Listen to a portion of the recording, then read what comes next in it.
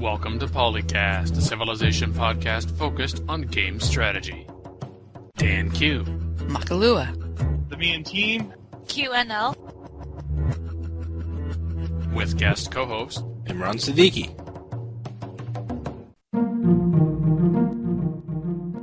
That's right, pick on the new co-host. Pick on the new co-host. It's not me anymore. Welcome to PolyCast episode 85, our first outing for the 2010 season, Season 4. I'm Daniel DanQ Quick, and I'm joined by Makahlua. more coffee still needed. Philip, TheMeInTeam. I'm so 2010. Your show 2000 and when? How long did he take to think that one up? A couple minutes before the show. Lisa Bang, QNL. Hi. And our guest co-host, Imran Siddiqui. Me? Guesting? Oh. Oh, no. Yeah, so what's up with that? He got fired. Who invited him back? We've run over our smart-ass quota.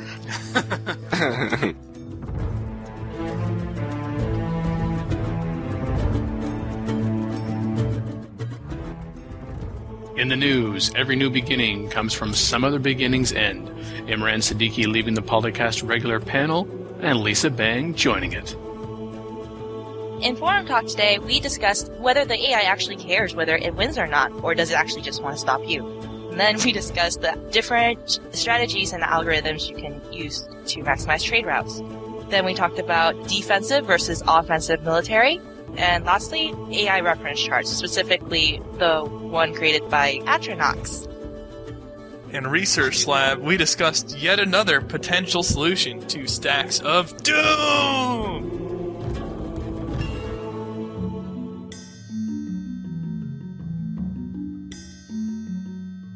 Here's what's been making news in the Civ community. Imran is no longer a regular co-host on the show. The short answer is Imran just doesn't have the time to be a regular co-host anymore, unfortunately, due to other commitments in life. Imran is going to be on our guest co-host rotational, so this isn't goodbye forever, but this is goodbye on a regular basis, which actually, if you consider back of the original 4 that were on the show, Locutus left at the end of Season 1 to be on Modcast, and he's still on Modcast. So Imran leaving, you're the first of the original 4 to actually leave the regular co-hosting family of PolyCast podcasts here. Wow. And Mackie's probably thinking, why didn't I do this first? You could leave? I never knew this. The fact that Imran has been on the show as regular co-host for 3 seasons, the longest serving regular co-host on any show to then be departing from that position. So given that Imran has been here from the beginning along with Mackie and I on PolyCast, it's going to be a considerable change, I must say. You might actually have to hire someone that knows something about Civ. Don't worry, we won't run out of smart-ass. Yes, the smartass is going to have to be distributed across the remainder of us. We won't be able to compress it all into one person again, but we'll figure out a way. We'll try. First of all, I thought it was a decent breaking point in terms of the new year. And like Dan has said, I'm having a little less time recently anyway. As Dan has probably noticed, I've missed a few late last year. Also, I realized that my comparative lack of Civ playing is getting to be a bit ridiculous and is not helpful in terms of game stuff, if that makes much sense. Now, because Imran, you've been on this show since the beginning, as I said, and yes, you haven't been on every episode, but you have been on more than 50 episodes of the show over the past 3 years. Oh no. All this time. So what I have done in recognition of the time that you have spent on the show, put together a little farewell clip I really did want a notable portion of this episode dedicated to you because it's not every day that someone who's been a regular co-host for 3 years leaves, and I wanted you to get a send-off that was kind but also reflective of your time on the show. So with those two things competing... No. What? No. Here it is, the Imran farewell. This will give you practice at cutting my nonsense out when you don't have to cut out Imran's nonsense. See? You know, the bratty one. The bratty one.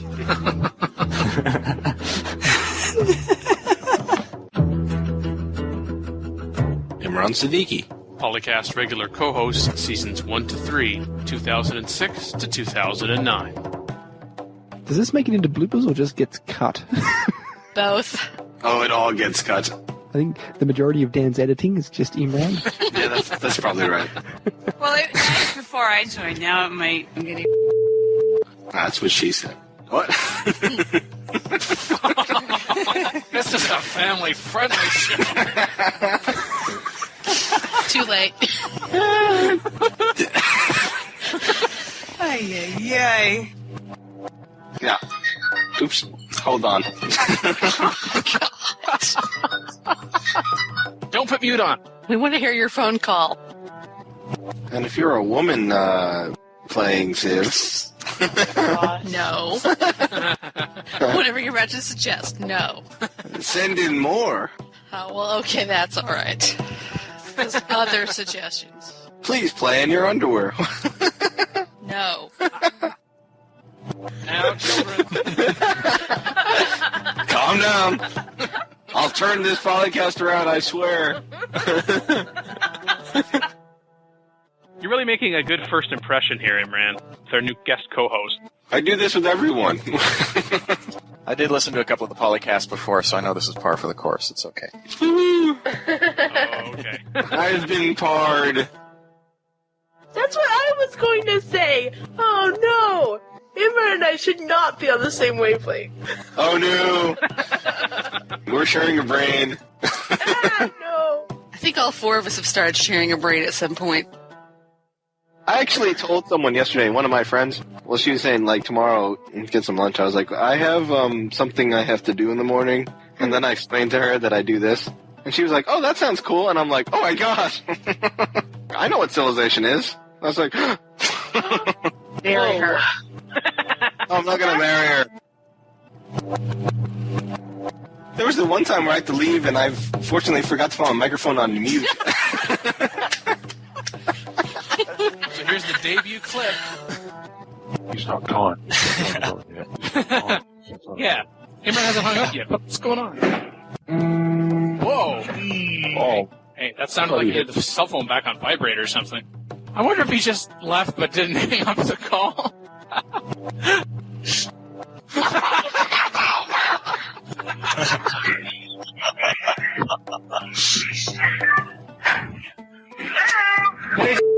What?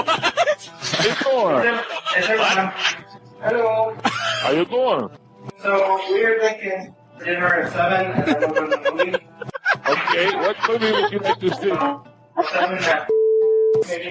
Okay. I guess I'll see you then. What?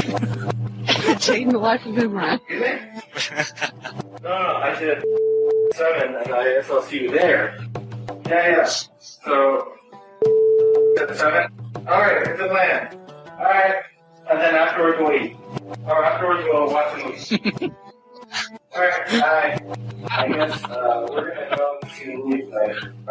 So give me a call back. I think he really doesn't realize he didn't turn it off. I don't think so either.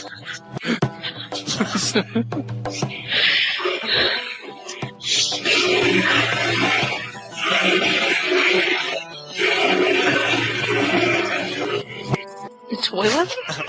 I'm so that's the toilet, man! Somebody bring me the plunger.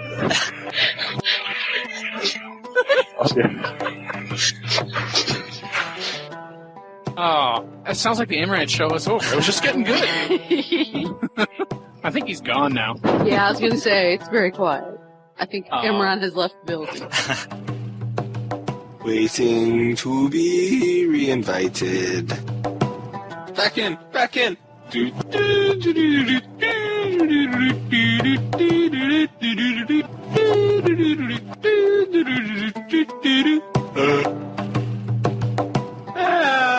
I love me.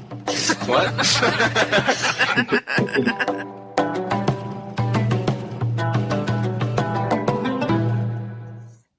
I was hoping you'd have the most infamous Imran clip ever in there.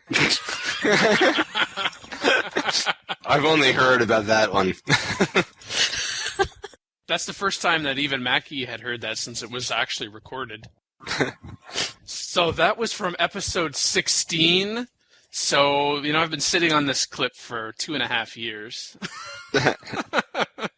Just waiting for the right time to get some kind of insight into some of the stuff that gets cut. And there was some strategic bleeping still.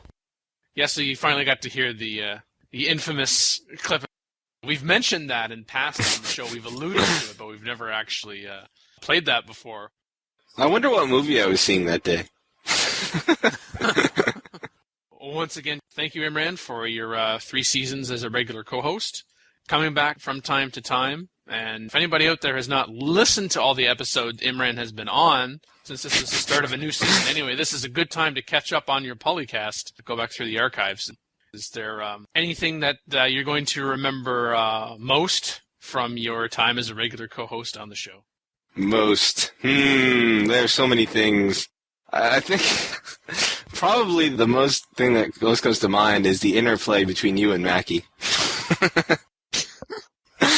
Really? Well, you know what I'm talking about, like. Me telling him to stop singing and stuff? Well, I do anyway. Yeah.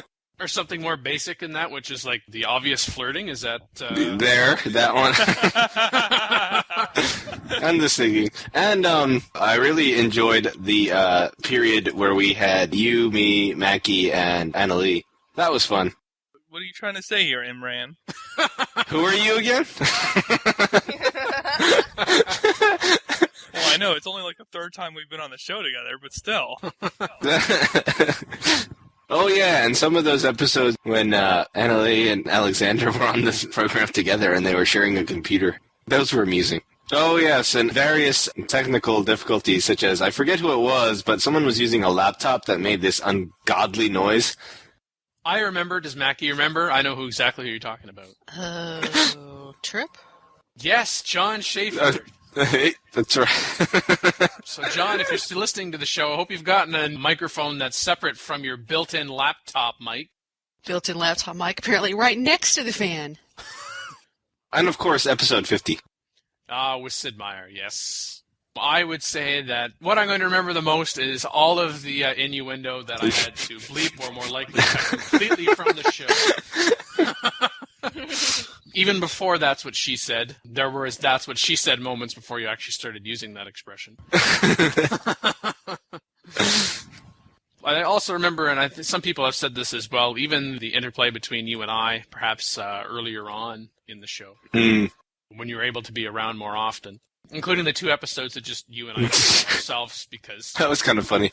Episodes 4 and 6, before we were getting guests on a regular basis, so it was just the 2 of us. Just the 2 of us. We can make it if we try. Sorry, Mackie. I had the comment. If she didn't say it, I was going to. So, any other comments for or on Imran that's flattering and constructive? And not bleepable. Oh, well, that takes everything I might say out. Going from that, why don't we just introduce Lisa? Lisa Bang, who goes by Q&L on the forums. You guessed it a couple of times last season, most recently episode 83. If you haven't listened to that, listen to the bloopers for Lisa's own version of the Mackie rap, which, I don't know, may even be superior to the Mackie rap, dare I say. I wouldn't go that far. Lisa, did you have anything you wanted to say to the PolyCast audience as you join as the newest regular co-host on the show? Really excited for you joining PolyCast, and in Ron's memory, I'll try to say That's What He Said a couple times. No promises, but I'll try. It's just not as good. Yay!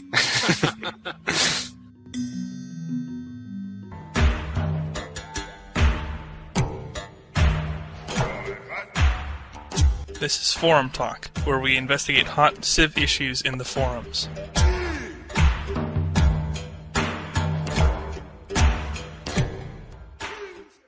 Does the AI care if it wins?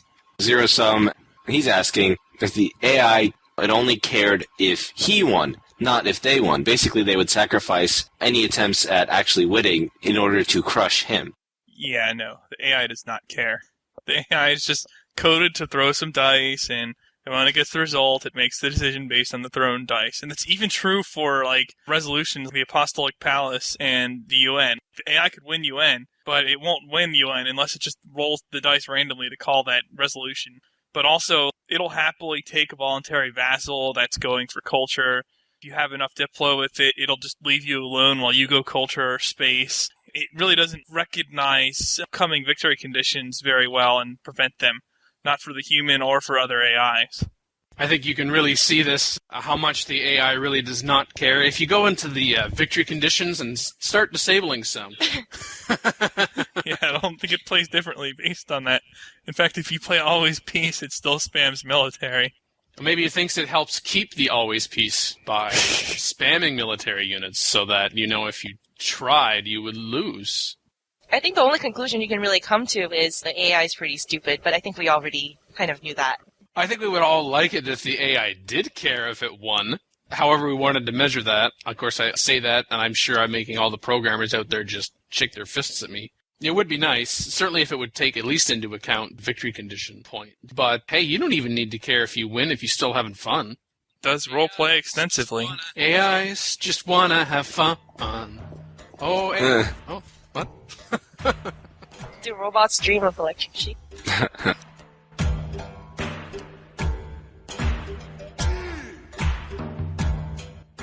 The thread itself was started by Sweet Dude, and he's kind of asking for a guide to trade routes in general. And there is one, if you listeners want to go to the strategy article section, there is an article that details the formula for how the trade routes are valued and all the bonuses and everything. But Costin posted some links by DanF5771 specifically that have to do with what allows trade networks over sailing, passages versus astronomy.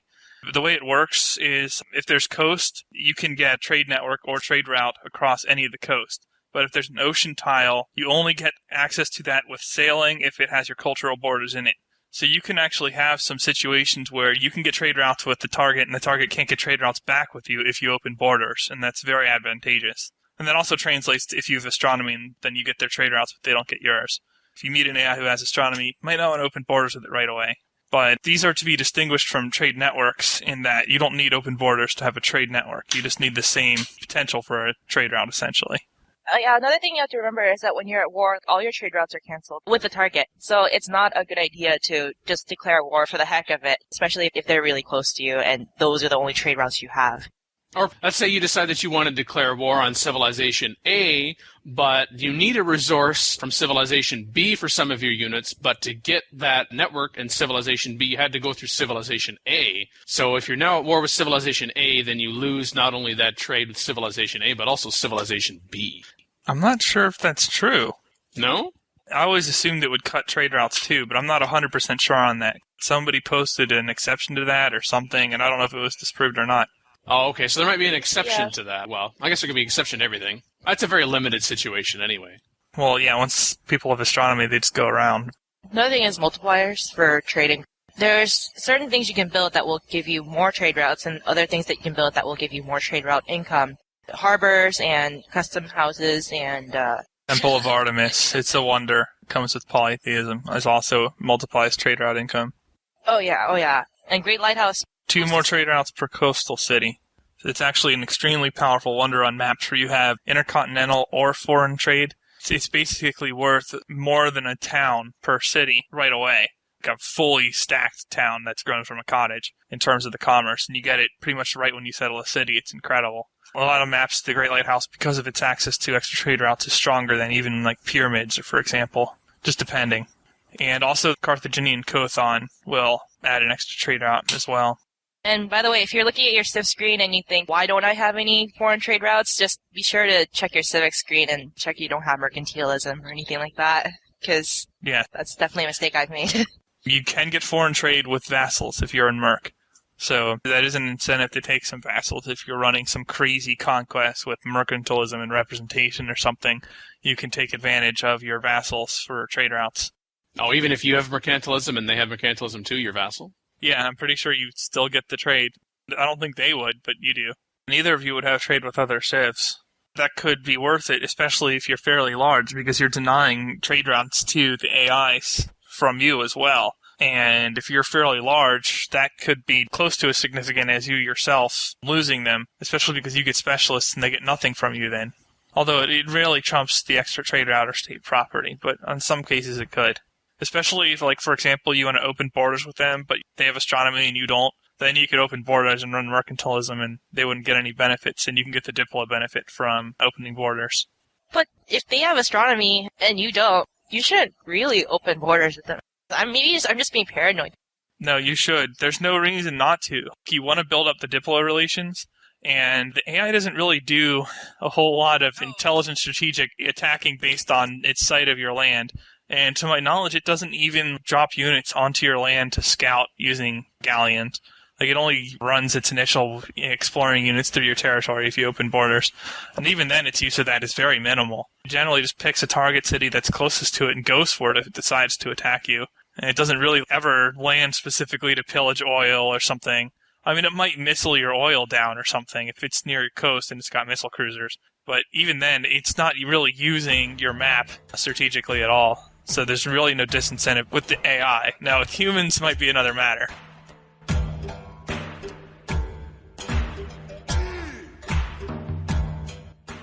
The defensive or offensive military started by Captain Ajax, and I actually did live in Ajax, Ontario at one point. Ooh, completely unrelated tie-in other than the name. Ooh. Asks, when you build your military, do you primarily use offensive or defensive units? I'm going to say that I plan for the defensive when selecting military units. However, I do keep a good store of offensive units on hand to take advantage of injured enemy units in the field. I only declare war on a civ if it's for political gain with neighboring friendly civs or to attain a resource or strategic location or city. The poll that's attached to this thread has, of course, defensive or offensive military. Defensive, I just want to keep the bad guys at bay. Or offensive, what's theirs is mine, baby. Emphasis added. Added by Dan. Yes. Right now, offensive has 44 of the 57 votes, leaving defensive at 13. I have not yet voted in the poll, but if I click quickly enough, there we go, I will become vote number 45 for offensive. There you go. I'm in that statistic as well on the offensive side. I am kind of curious what constitutes an offensive versus defensive unit. The only units in the game I can think of that are purely defensive are the archery class. And even then, some people will tow longbows along with their catapults, especially if they're using a protective civ or don't have strategic resources. But anyway, once you have gunpowder, I'd be loath to call rifles a defensive unit, for example, or even infantry. The only thing after gunpowder that's defensive is the machine gun. Yeah, the machine gun is. And I guess the ironclad could be construed as a... Maybe the anti-tank. I consider anti-tank a stack defender as well. I mean, I guess you can't attack with it outright. I mean, I do because I redline everything with artillery. But yeah, I guess it's a defensive unit, but it's really kind of useless unless you're using it as part of your stack anyway to keep the tanks off of you. I guess it shoots down air too. But yeah, the main reason offensive is getting so many votes and will almost always beat out defensive units is the way collateral initiative works in this game. It's just too big an importance in war, the way Civ 4 stands right now.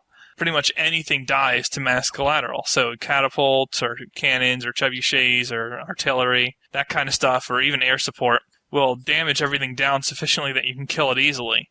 And if you sit there on defense and wait for that, all your stuff gets hit by collateral anyway. So even though the archery units are cheaper, you lose all of them anyway to siege and die. Whereas if you hit them with your siege first for an equal hammers and then killed their units, you would actually kill their army instead of losing a city.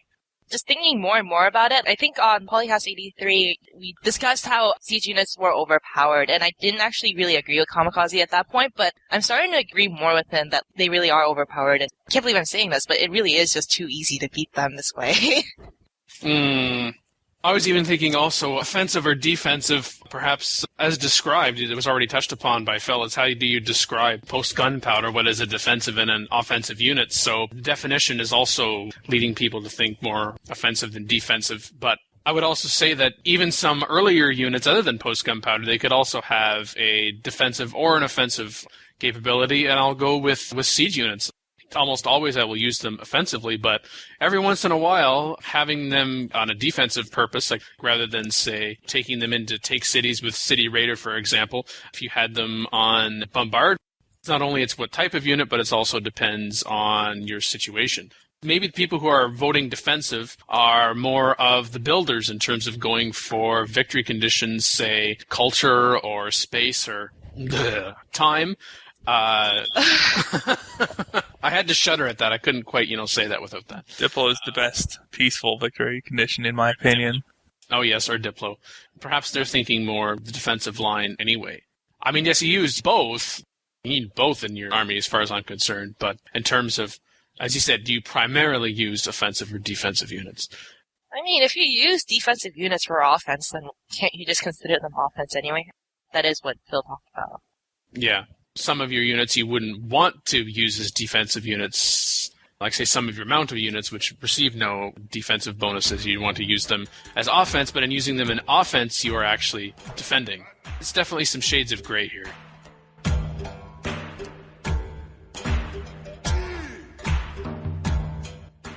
This is a thread started by Atronax. He created a reference chart for warlords. Basically breaks down what the AI's tendencies are based on their leader head. For example, Genghis Khan, Shaka are way more aggressive than Gandhi or somebody like de Gaulle. Whether you're using this one or the one by Ori or the one by DanF, it's a good idea to have this handy if you're really playing seriously. You can figure out which AIs are going to declare on you or plot war against you at the pleased disposition. You can figure out which AIs have a tendency to produce more wonders, which ones just build the most units. Some of the less aggressive AIs still actually do spam a lot of units, like Sitting Bull, for example, and maybe difficult to rush, so that's good to know. If you download Ori's, I know for sure, I don't know about this one, you can see their peace weights that they tend to be, which is attached to their hidden modifier, so you know if they'll tend to be pleased with each other right from the start of the game or not, and also who they'll favor in terms of attacking. Some AIs care more or less about distance than other AIs. For example, Sitting Bull doesn't care about distance at all, whereas others will very much favor somebody right next to them. I like the numbers one because you can get a relative picture in terms of how much more aggressive this AI is versus another one. Because they'll have their no war prob as 90, for example, and cautious for Sitting Bull. And that means he'll almost never declare it cautious, whereas somebody else that has a 40 is way more likely to declare. Forget who put together, there was another chart that we talked about that was similar to this, but it was for warlords only. Not all of the tabs in here, the ones that I find the most useful would be the second and the third one, the AI breakdown and the AI overview.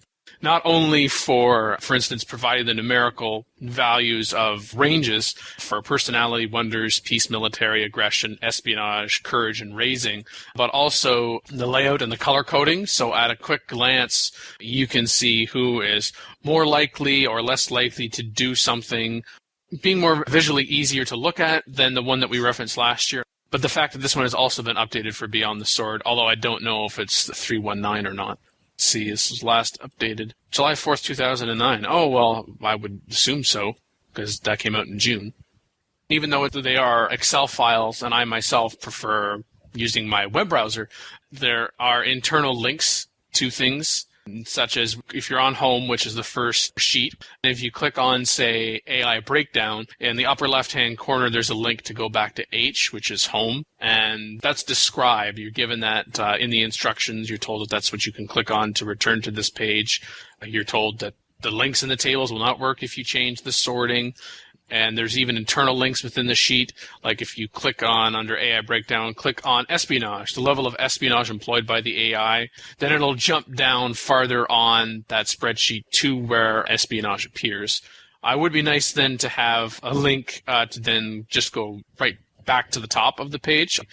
Some people might find this even more useful or handy than a particular website for, say, the buildings, promotions, text, traits, units, unique buildings, unique units. All of that is in here. But for me, I like the AI breakdown and the AI overview because it's not something I can think of that, oh, hey, I could go to such and such website and get that information. All of them. It's a lot of work, and it's an extremely valuable resource. So no matter whose you choose to use, it's very nice of them to create these. And the price is right. That's right. Also in this, which I haven't actually talked about, is in addition to this reference sheet, he has included a Civ chooser. The one thing that's even different, as far as I'm aware, from the other guides that you mentioned there, Philip. For instance, step 1, please rate the traits based on the bonuses that they give. For example, free combat 1 promotion for melee and gunpowder units and double production speed of barracks and dry docks. From the drop-down menu, if I said 10, for instance, then I consider that bonus to be outstanding. So then you go through all of those lists about whether you think that the bonuses are outstanding or these bonuses are terrible. Then in step 2, please rate the traits based on how often you would utilize their bonuses. So then you do the same thing. 10, I would utilize the bonuses in every single game for the entire game, or I would never utilize the bonuses. So again, on a scale, it goes 0, 2, 4, 6, 8, 10. Then you rate bonuses for the unique unit, how often you would use it. Then rate the bonuses of the unique buildings and how often you would use those unique buildings. Then you rate the civilization starting technologies, the weight of the leadership traits, select the weight of the unique units, so how important you think they are or aren't. Same with the unique buildings. And then the weight for the starting technologies. And then when you're done with those 11 steps, you click, and what you get is a percentage match of this particular leader in terms of your style. So this is who it is suggesting that you try in order from 1 through 52, which is all of the leaders in the game. If you fail to answer any of these questions, like I did just in this example, you'll get an error. If you're having a hard time deciding who to play or you're finding yourself stuck in a rut, then the Civ Chooser combined with these reference sheets can be of real benefit to you to give you some more variety and expand your gameplay a little bit.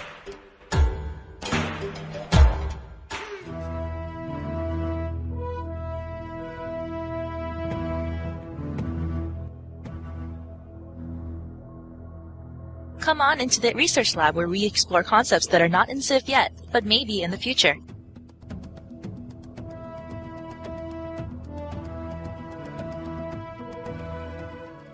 Stacks of Doom. A solution. All right, I said the topic name. We don't need to discuss it. That's the only reason I chose it. Moving on, there's... No.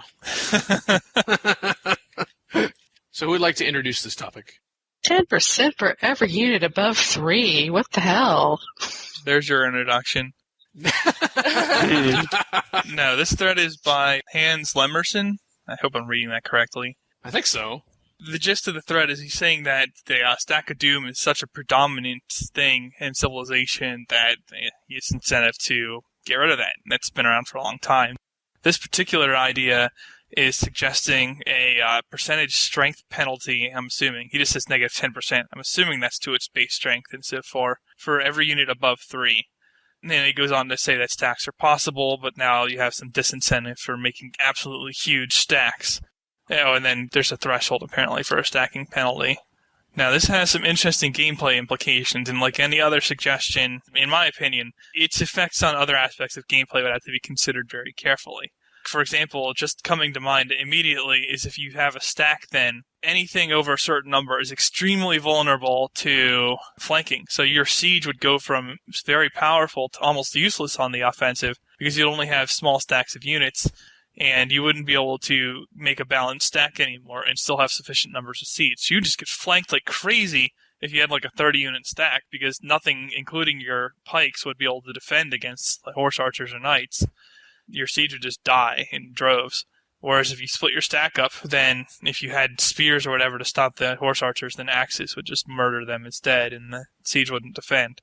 So all of a sudden, the attacker would go from having at least some advantage in terms of that to having absolutely none. Like, you wouldn't be able to do anything. So you'd have to change the balance of units in that regard as well. It's an interesting idea, but it would be hard to implement it under the current structure of the game. And on the defense side, if you were limited to only 3 before you started getting defense penalties, what if somebody rolls up with like 3 or 4 of those mini stacks? You're screwed. If you only have 3 units in the city, even if it has a really good defense, city walls and everything.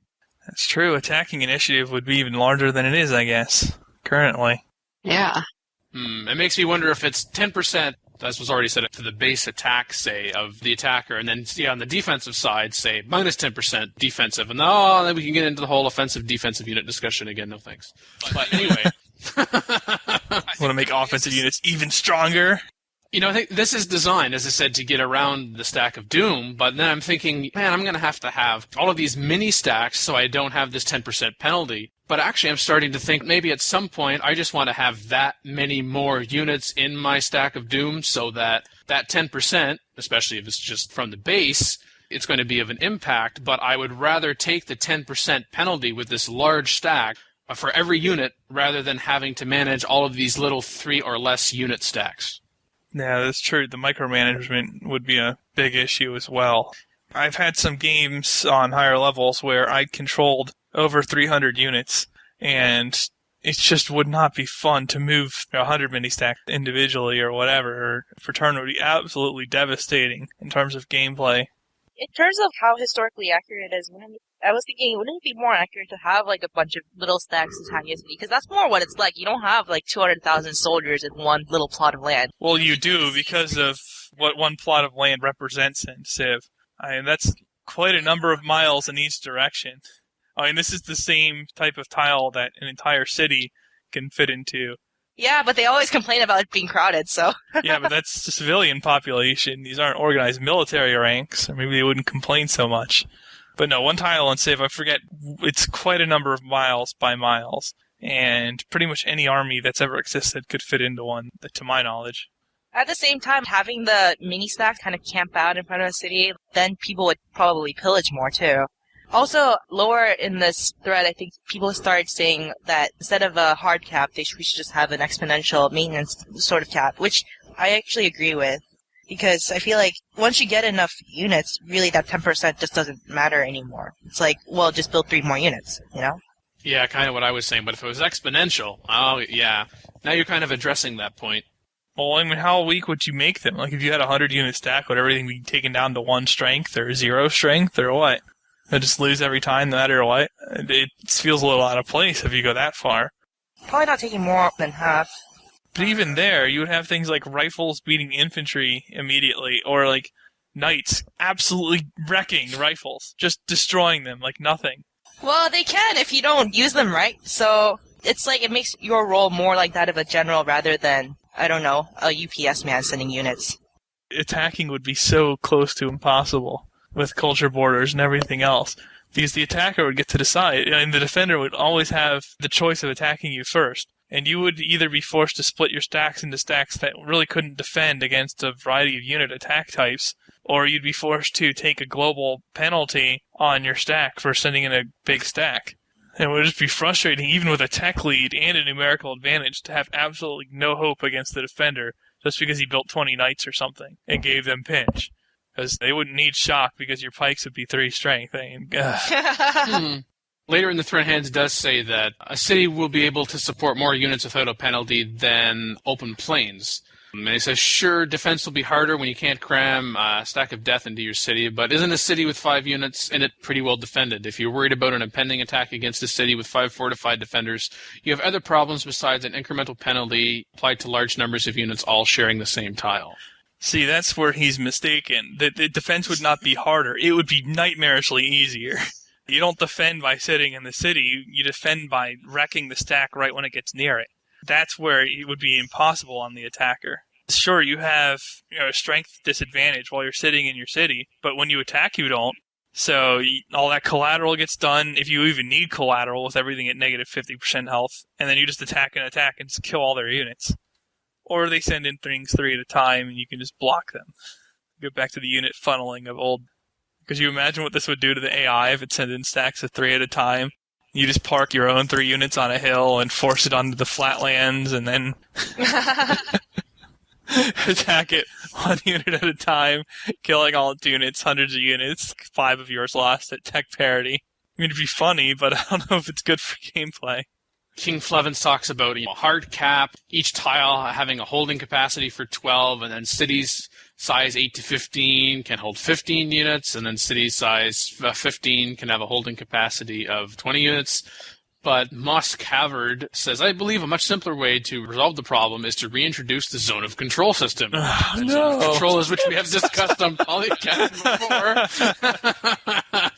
But I think Trias, right on the first page of the thread, says, in general, I would avoid directly penalizing stacks if only on the grounds that penalties are generally unfun and a negative way of dealing with the problem. I still see the argument of concerns people have with regards to stacks of doom. So if you want to continue working on trying to find a way around it, but I don't think that this is the solution. And if you're that concerned about stacks of doom, just remember that you can make stats of doom just as well as your opponents can. Even if you don't like it, you know its power, so you should be taking advantage of that power. Have so many units, the Stack of Doom is such a saver in terms of fun, just being able to actually move all those units in a timely manner. I mean, some people like their games to take 10 hours or more. You know, one of the Beyond the Sword of the Month submissions that won had 66 hours locked, but not everybody likes doing that. And you're going to lose a lot of the audience if you force everybody to have minimum 10, 20-hour games.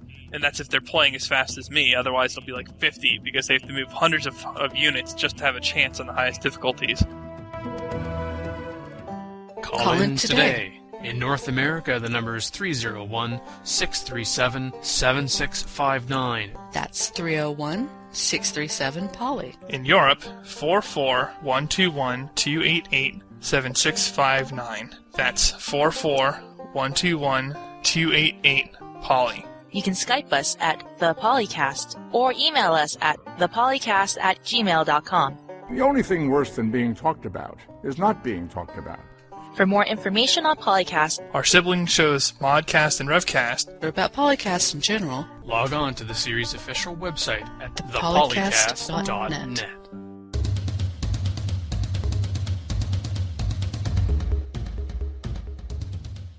Tune into Cast.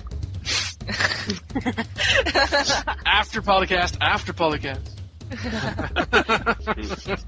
Nothing replaces PolyCast. Aww.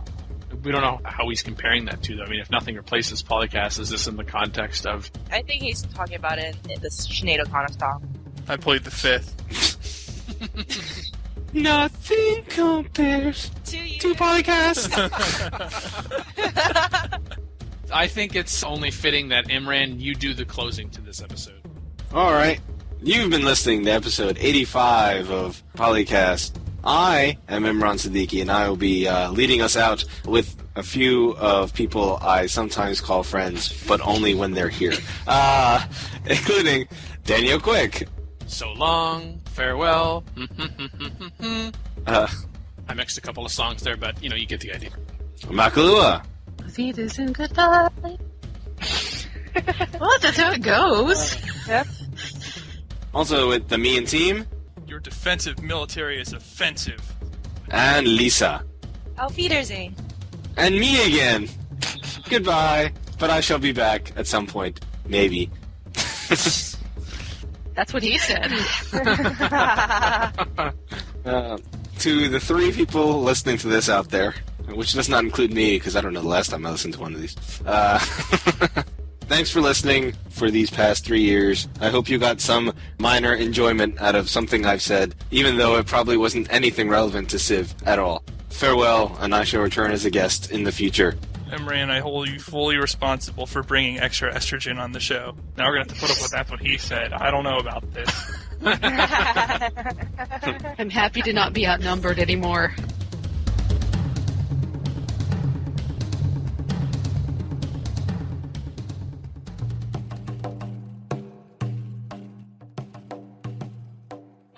The one created by...